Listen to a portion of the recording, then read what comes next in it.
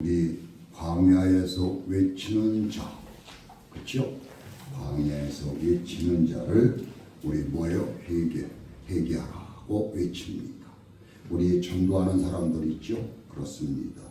왜 그들은 전도를 할까요? 한번 생각해 보셨습니까? 그들은 길에서 누가 뭐 줍니까? 그렇죠?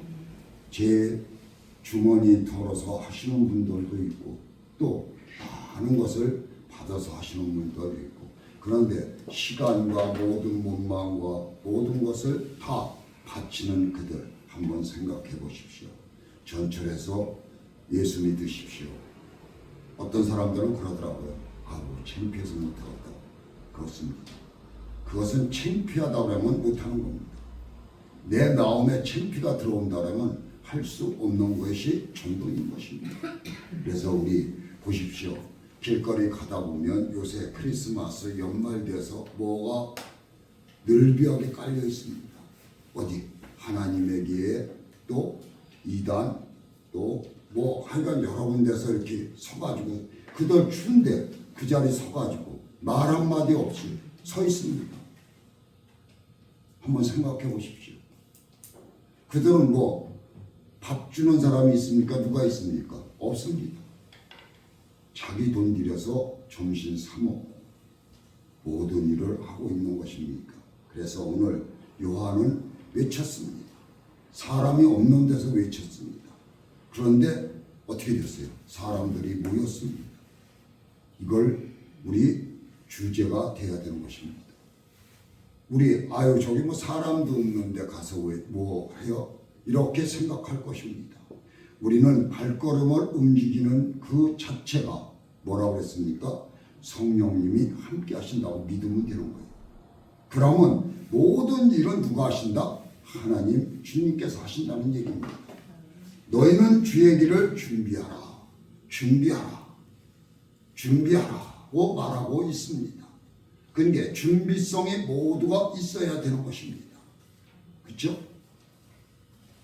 아주 우리 어떻습니까?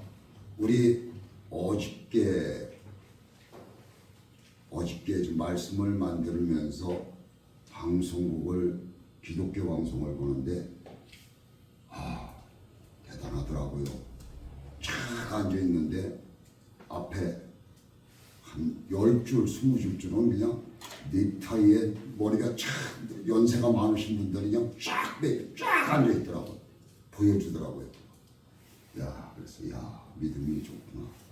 그렇게 생각을 했습니다. 그래서 우리도 그렇게 될 수 있어. 믿음 하는 겁니다. 그래서 오늘 너희는 주의 길을 준비하라는 말씀을 가지고 다 같이 은혜 받는 시간 되시라고 제가 말씀을 전하려고 합니다. 대림절. 성도 여러분, 대림절이 뭡니까? 예? 이렇게 물어보면 전부 고개를 숙입니다. 그렇죠? 그렇습니다. 대림절 4주전서부터 예수 그리스도의 출거지입니다. 4주를 말하는 겁니다. 바로 오실 주님을 기다림이 시작되는 네 번째 주일을 말한다는 뜻입니다.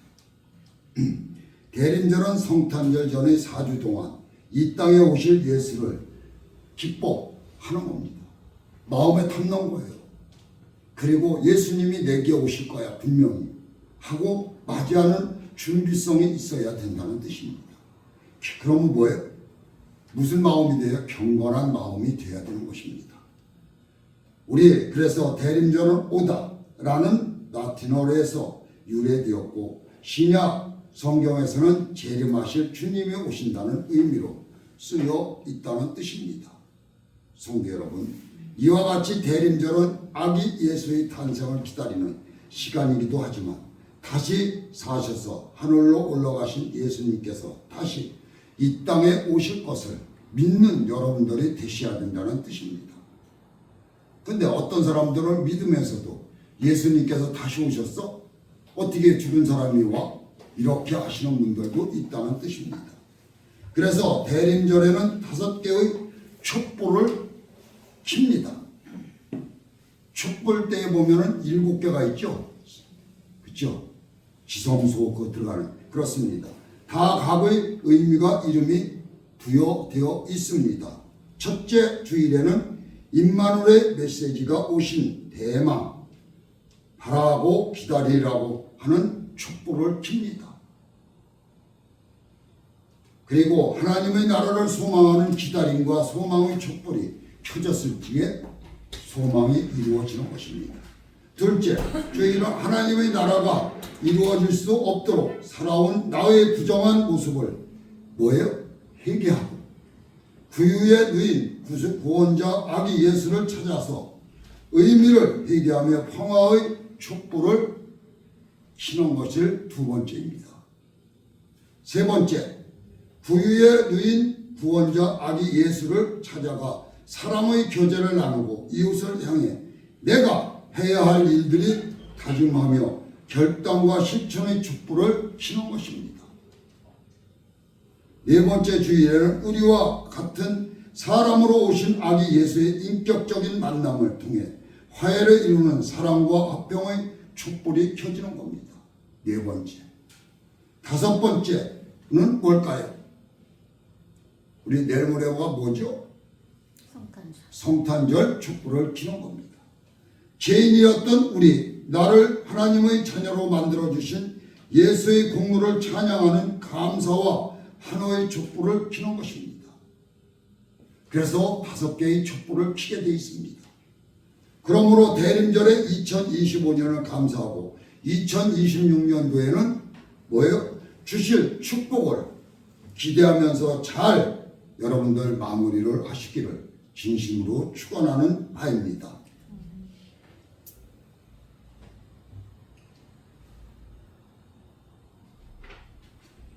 그래서 오늘 본문의 1, 2절의 말씀이 이렇습니다.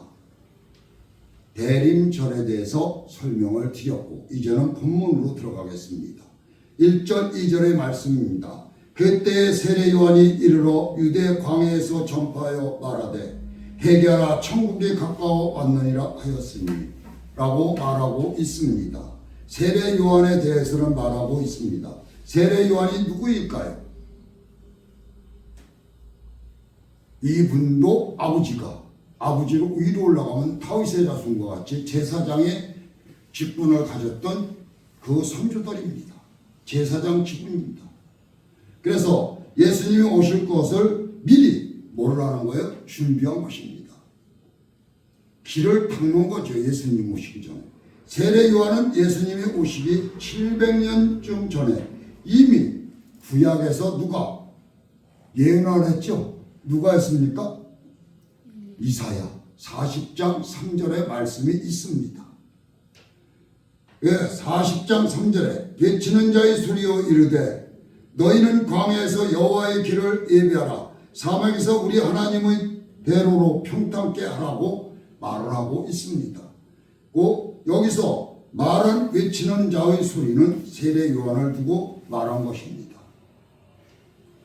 두 구약의 마지막 성경책인 말라기 얘도 내가 내 사자를 보내리니 그가 내 앞에서 길을 준비할 것이요 너희가 사모하는 바 언약의 사자가 임하실 것이라고 보라 여호와의 크고 두려운 날이 이루기 전에 내가 선지자 엘리야를 너희에게 보내리라고 말하고 있습니다.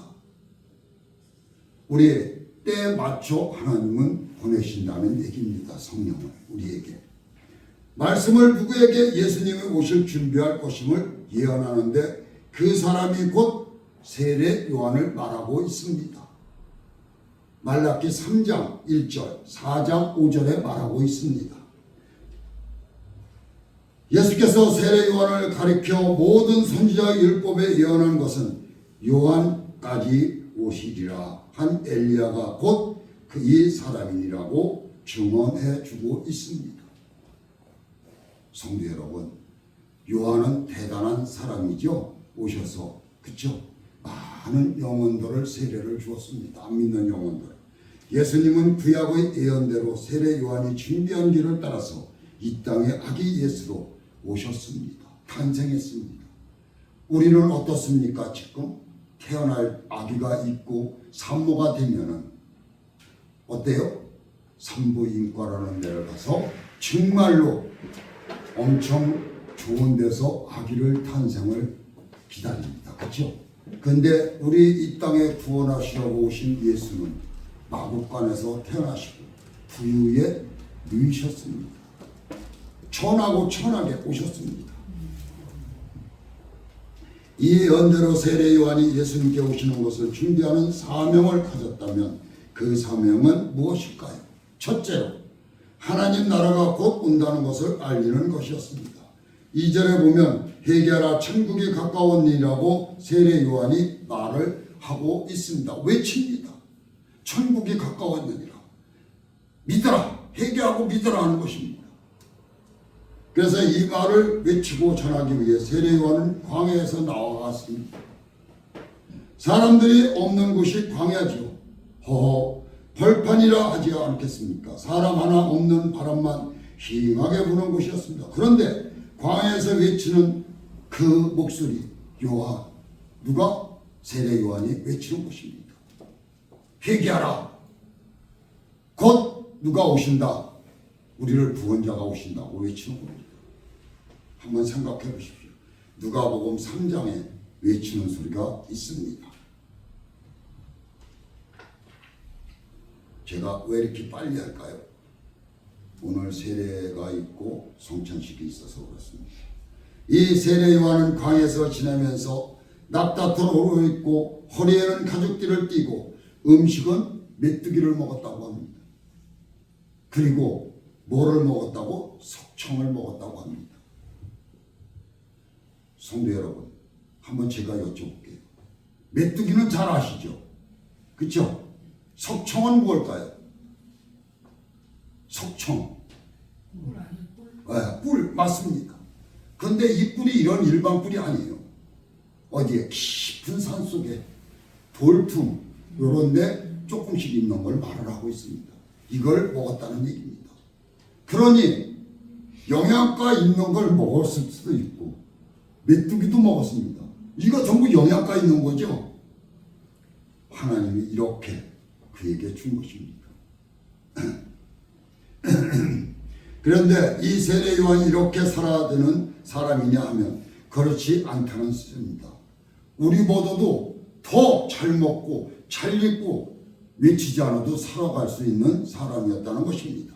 세례 요한 가문은 아비야 반열, 그러면 즉 다윗 시대의 제사장 가문을 24반열로 나누었는데 그중 18번째 가문의 아비야 반열에 속하는 제사장 가문이었다는 것입니다. 이때 제사장 가문이면 어떻을까요? 잘 먹고 잘 사는 겁니다.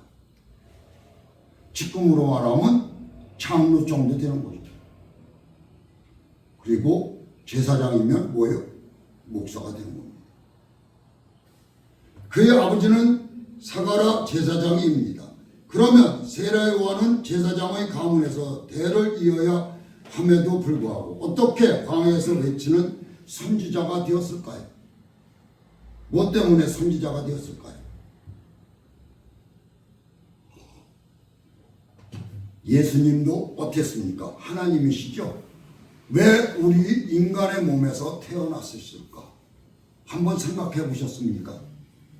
뭐 때문에?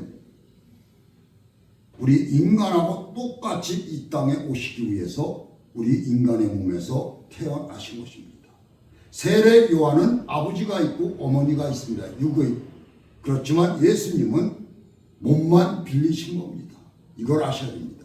아버지 사가랴가 성전에 분향하러 들어갔을 때 천사가 나타나 사가랴의 아내인 엘리사벳이 임신할 것을 알려주고 그 이름을 요한이라고 이름을 줘라고 명령한 것입니다. 특별히 천사가 요한에 대하여 예언하기를 이렇게 예언했습니다. 천사의 예언대로 사가랴와 엘리사벳이 사이에서 아기가 출생하고 많은 사람들이 이를 기뻐하며 말하기를 이 아이가 장차 어찌 될까 하니 이는 주의 손이 그와 함께 하시리라고 말씀하고 있습니다. 주의 손이 함께 하시리라는 것입니다. 우리 성경을 읽으시면서 많은 것을 아마 들으셨을 것입니다. 다윗이나 모세나 뭐라고 합니까? 이 전쟁은 어디에 붙였다? 누구 손에? 그렇죠? 모세의 손에 붙였다, 또 다윗 손에 붙였다 하죠. 그렇습니다. 손에 붙인다고 합니다. 이 뜻입니다. 그래서 주 예수 그리스도의 오심을 미리 준비하기 위하여 천국을 이야기하고 유대인들에게 세례 요한이 전하는 하나님의 말씀을 듣고 회개하며 요단강에서 세례를 베푸는 일을 하였던 것입니다. 우리를 구원하실 예수 그리스도가 이 땅에 오신다는 것이죠. 그것은 즉 하나님이 이 땅에 오신다는 말씀이죠. 그리고 이 일을 만왕의 왕 예수 그리스도로 오시기를 가장 중요한 일이었다는 것이죠. 성도 여러분, 우리도 어떻습니까? 예를 들어 보십시오. 여기에 계양구에 누가 오신다고 해보십시오. 아마 대통령이 온다고 하면 길에 뭐가 깔립니까? 말도 못하게 깔리죠. 이 길을 닦죠. 그렇습니다. 똑같이 우리 예수의 탄생을 하신다고 하나님 탄생했는데 요한이 이렇게 미리 길을 닦은 것입니다. 이거하고 똑같은 것입니다. 만왕의 왕이 오시는 거예요. 우리도 그렇습니다. 하다못해 생일 파티를 초대받길 갈 때 어떻게 합니까? 우리 생일 초대에 초대받으면 어떻게 해요? 마음이 들뜨죠. 그리고는 샤워를 싹 하죠. 맞습니까? 틀립니까? 냄새나게 샤워를 하고 옷을 최고의 옷으로 갈아입습니다. 그렇죠? 그리고 마음가짐도 그 생일을 맞는 사람을 위하는 마음을 갖습니다. 왜냐하면 그 생일이 사람이 주인공이기 때문이 아닐까 생각합니다. 그렇다면 곧 예수의 생일이 다가오는데 우리는 어떻게 해야 할까요? 하는 것입니다. 그래서 우리는 제가 늘 말씀드리는 게 그겁니다. 주일 예배 때 마음을 다해서 정성을 다해서 하나님 앞에 드리는 마음으로 와야 된다는 뜻입니다. 그래서 옛날에 권사님들 얘기를 제가 드리는 것입니다. 장로님들하고.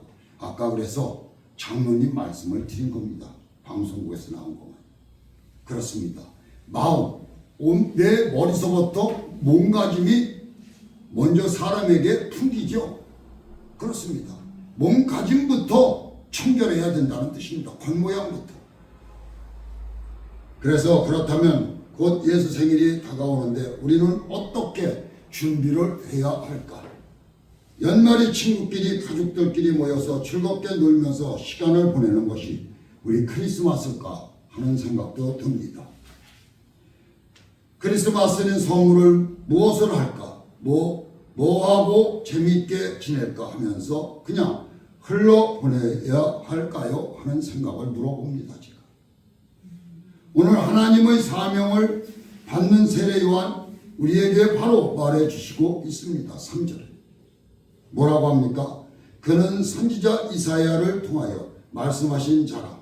이렇으되 광야에 외치는 자의 소리가 있어 이르되 너희는 주의 길을 준비하라. 그가 오실 길은 곱게 하라 하였느니라고 말하고 있습니다. 성도 여러분, 성경에 보면은 예수님께서 붙들려 가기 전에 어떻게 하셨습니까?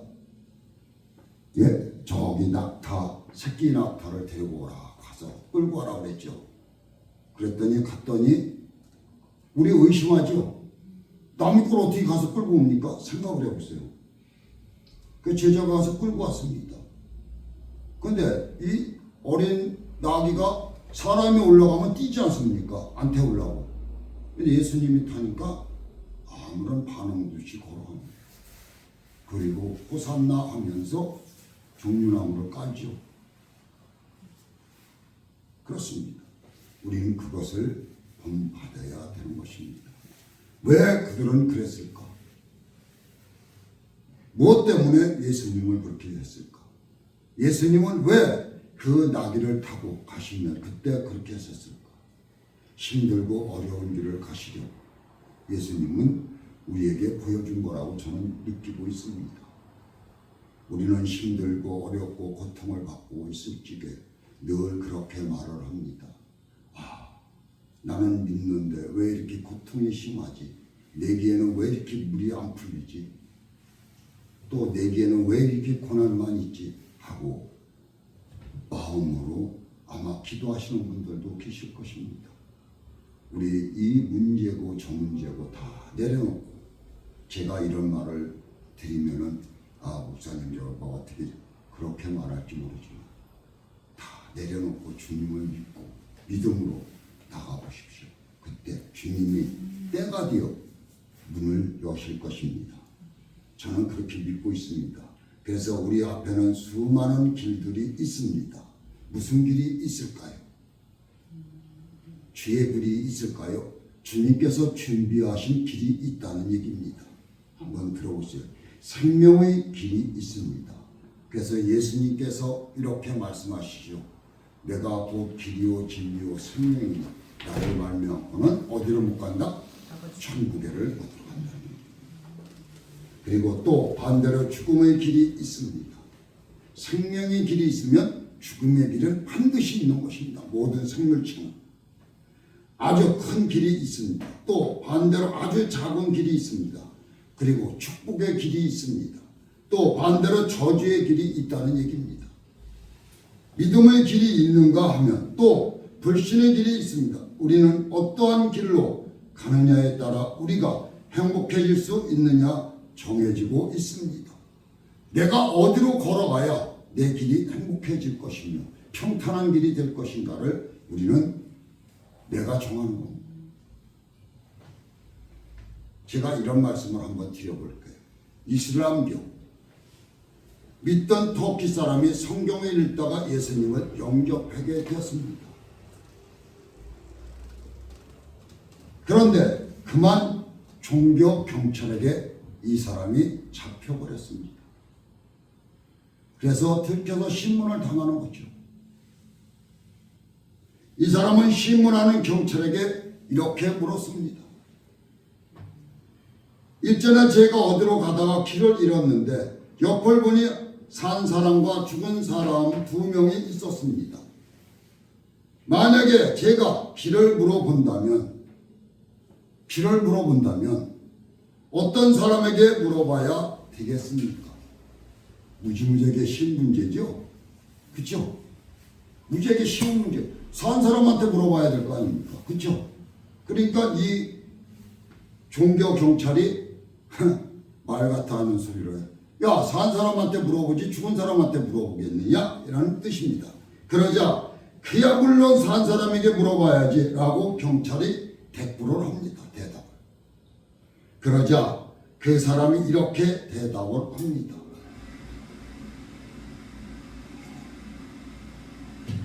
그래서 예수님을 믿는 이는 이렇게 말을 합니다. 그런 줄 알면서 왜 당신은 죽은 사람에게 길을 물어보고 라고 하십니까? 하는 겁니다. 왜 죽은 사람한테 길을 물어보려고 하는 거냐고 묻는 겁니다. 대꾸를 하는 겁니다. 왜? 믿음이 이슬람교를 말하는 겁니다. 마호메트를 믿는 겁니다. 죽은 사람을. 우리 불교에 가면은 뭐를 해놓고 돌 불상을 해놓고서는 절하죠. 그거 죽은 사람이에요. 그러자 그런 줄 알면서 왜 당신은 죽은 사람의 길을 물어보냐고 했습니다. 당신들이 믿으려고 하는 마호메트는 죽은 사람이요 내가 믿으려고 하는 예수는 살아있는 예수님이라는 것입니다. 어찌 죽은 마호메트를 의지하게 하십니까? 하는 뜻입니다.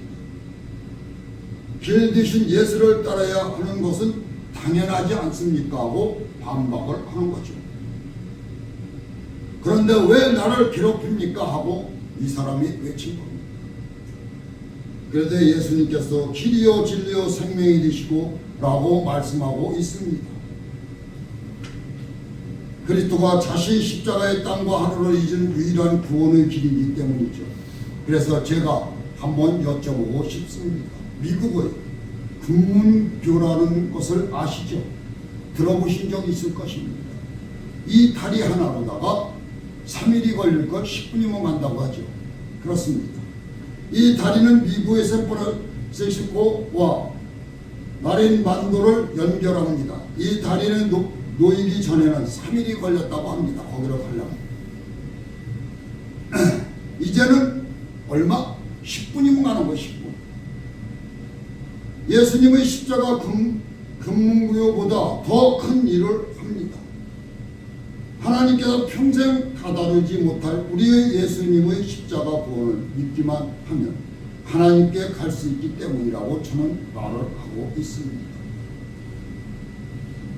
우리는 하나님을 향해 가는 길을 가로막고 있는 것들을 그들을 다 몰아내야 헤쳐버려야 됩니다. 앞을 우리는 가리고 있어요. 그것들 때문에 우리는 걸어가지를 못하고 있는 거예요. 우리는 전진하지를 못하고 있는 거예요. 제자리 걸음만 뛰고 있는 거예요. 동동대고 있다는 뜻입니다. 우리 그렇죠? 오늘 내일 주일이야. 오늘 토요일이야. 내일 주일이야. 근데 전화가 띠리링 와가지고 어떤 친구가 야 내일 말이야 이렇게 좋은 게 있는데 우리 만나서 한번 가보자. 꼬시는 거예요. 그러니까 내일 주일인데 이쪽에 가면 돈이 생긴대요. 뭘 한대요. 꼬임에 약속을 해버리고 교회는 뒷전으로 밀리는 겁니다. 이것이 누가 하는 거예요? 내 마음이 하는 거예요. 마귀가 하는 겁니다. 그래서 우리는 이 모든 것을 떨쳐버릴 수 있는 힘을 내가 가져야 되는 겁니다. 그래서 주님한테 나 이런 것을 떨쳐 주시옵소서 하지 말고 나 이런 것을 막을 수 있는 힘을 저에게 주시옵소서 하고 기도하라는 것입니다. 내가 직접 예수 그리스도의 힘으로 받아가지고 내가 물리치는 거예요. 이게 있어야 되는 것입니다. 그래서 앞으로는 제가 말씀드립니다. 저에게 무엇이 있으면은 이것을 물리칠 수 있는 힘을 주여 주시옵소서 하고 기도하라는 것입니다. 그래서 우리는 하나님을 향해 가는 길을 가로막고 있는 것들을 전부 파괴할 수 있는 힘을 주님 주시옵소서, 성령이시여 주시옵소서 하고 기도하시기 바랍니다. 잘못된 것을 끊어버리고 그것을 밟아버리고 엎어버릴 수 있는 힘을 주시옵소서. 과연 우리가 예수님의 축복을 받기 위해서 우리 안에 없애버려야 하는 것은 무엇입니까? 욕심과 탐욕과 탐심입니다. 교만입니다. 이 시간 우리는 결단해야 합니다. 지난 1년 동안 내가 버리지 못했던 비겁하게 뒤로 숨겨졌던 것 일부러 무시해 버렸던 것, 붙이지 못했던 것들이 무엇인가를 생각하고 이것들을 모두 내 몸에서 파괴시키고 뽑아버려야 되지 않을까 생각하는 바입니다. 그래서 요한 마냥, 세례 요한 마냥 외치는 자가 되십시오. 회개하라 하고 외치는 자가 되십시오. 주 예수 그리스도를 믿어라. 그래야만 내가 구원을 얻으리라 하는 말을 외치듯이 그래야 크리스마스 주 예수 그리스도의 오심을 맞이할 것입니다. 그래야 주님께서 주시는 성탄의 은혜를 받을 것이라는 말씀을 전하고 싶습니다. 아직도 성령이 내 마음을 계신다는 확신이 없는 분은 주님 이번 대림절에 내 마음에 성령님이 충만하게 임하게 하시고 제가 더 이상 의심도 없이 살아갈 수 있도록 성령이시여 도와주시옵소서 하고 기도하십시오. 힘을 주시옵소서 하고 기도하십시오. 라고 소망하며 대림절을 지켜가시기를 진심으로 축원하는 바입니다. 반드시 우리 주님은 당신을 찾고 부르는 당신의 백성을 결코 외면하지 않고 잊어버리시지 않는다는 것을 믿으시기 바랍니다. 반드시 들으시고 품어주시고 지키시고 축복의 문을 활짝 여시고 축복하실 것입니다. 우리는 너희 주의 길을 준비하라. 그가 오실 길을 굳게 하라는 뜻입니다. 이 말씀을 가슴에 새기시기 바랍니다. 그 여러모로 간절한 소망과 기다림을 우리에게 찾아오실 평강의 왕 예수 그리스도를 기다리고 또 기다리면서 한 해를 아름답게 마무리하시는 우리 하나님께 성도님들이 되시기를 주의 이름으로 축원하는 바입니다. 기도하겠습니다.